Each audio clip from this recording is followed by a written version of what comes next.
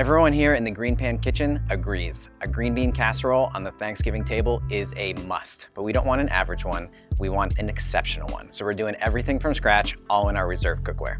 We're gonna be doing this entire recipe in just 2 pans. I'm gonna take both pans and add a little bit of olive oil in. We've got about 1.5 pounds of green beans here, so I'll probably put about half my green beans in between the 2 pans. As we're frying them, as always, season them up, some salt, a little bit of black pepper, and give them a little stir or a toss just to coat. Our surface conducts heat so well and so evenly, so start on a little bit lower heat than you think you possibly need. These green beans are looking absolutely perfect. You can check them out. We're getting some fantastic color on all of them. Every once in a while, just give them a little bit of a toss, probably 8 or 10 minutes. So optional if you want to, at the end, you can add in just a little bit of butter to finish them. I'm gonna transfer these over to a mixing bowl. Our mushrooms, we're kind of treating exactly like our green beans. We're gonna add them in to the same bowl with our sauteed green beans. We're gonna make a roux. So one thing about a roux that's important to know is it's always equal parts. So if you're using 2 tablespoons of butter, you're gonna use 2 tablespoons of flour. And as the butter starts to melt down, I'm gonna sprinkle the flour across the top and whisk it in until we get a smooth paste. I'm gonna add in some grated garlic.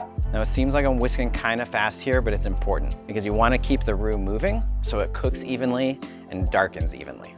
Now what we're using this to thicken up is a little bit of heavy cream and a little bit of milk. So once it looks like this, you can see no lumps of flour anywhere, completely smooth. Then you can increase the heat a little bit, just enough so that you can see some light simmering. And as our cheese sauce is starting to thicken up, I'm gonna add in a little bit of fresh thyme in here as well.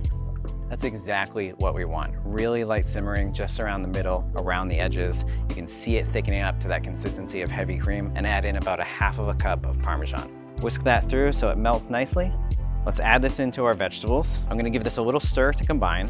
And this is one of the things I love about the Reserve collection. This is going straight from stovetop to oven. We're putting it back into our saute pan, putting the lid on, and it's gonna go into the oven for about 20 or 30 minutes. So while our casserole is in the oven, let's go ahead and make our fried onions. We're gonna drop them into the buttermilk and just get them evenly coated. Let them kind of drip dry here for a second, and then we're gonna transfer them over. Toss them around, spread them out, get them evenly covered with the flour. I like to break them up a little bit, move them around so they all have an even chance to fry. Perfectly crispy. I love the color. Gonna get this batch out and transfer it over to my paper towel to drain. Let's check on our casserole because I'm hungry and that Thanksgiving table is waiting.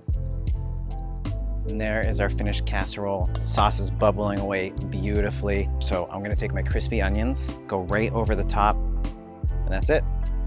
The best green bean casserole. This is probably my favorite Thanksgiving recipe that we have. If you're looking for more, head on over to our website, check out our blog, The Cook's Journal. Me and the entire team here at the GreenPan Kitchen have put together a whole list of amazing recipes for you for the entire holiday season.